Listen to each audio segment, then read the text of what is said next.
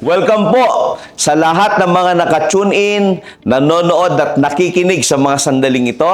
I'm Dr. Rodel Olega, your naturopathic medicine doctors.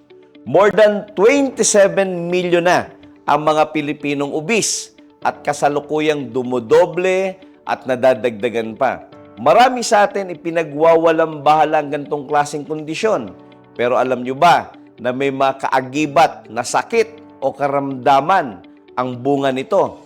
Ilan dito yung tinatawag na sakit na diabetes, na pagka ipinagwalang bahala, pwedeng magkaroon ng komplikasyon sa mata, sa bato, at sa iba't ibang parte ng ating katawan. At tumataas ang porsyento na pwedeng ma-stroke o kaya yung tinatawag na atake sa puso.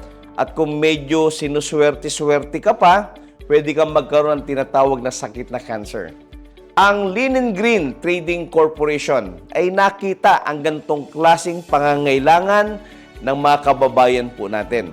Kung kaya, sa tulong ng mga dalubhasang doktor at ekspertong herbalist at sa pangunguna ng Board of Directors ng company, sa pangunguna po ng aming chairman, Christopher Puntanar, at ang aming presidente na si Engineer Arginel Maisog, at ang aming Vice President, si Lowell Wayne Pajarillo, kasama ang bumubuo ng marketing team.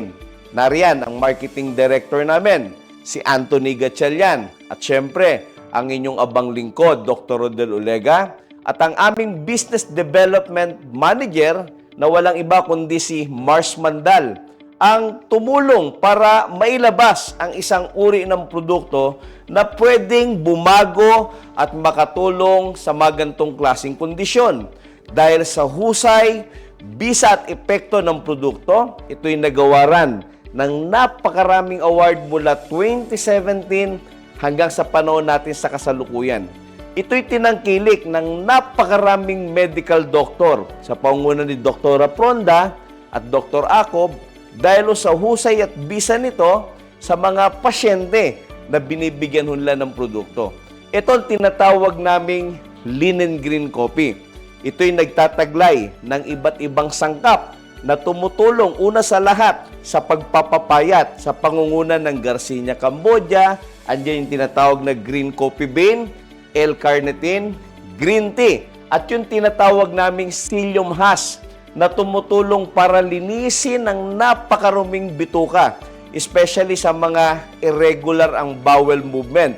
Tandaan ninyo, 90% of all diseases begin in unhealthy colon at pwedeng mauwi sa tinatawag na colorectal cancer. Ang mahiwagang kape ng Linen Green ay dinesign bilang colon cleanser na siyang perfect sa mga kababayan natin na hindi regular ang bowel movement. Sa mga takot uminom ng kape dahil nagkukos ng matinding acid sa sikmura, good news. Kasi ang Linen Green Coffee ay gawa sa tinatawag na green coffee bean na mataas ang tinatawag na alkalinity, na mataas ang tinatawag po na chlorogenic acid, which is perfect sa ating brain at maganda ho sa ating puso.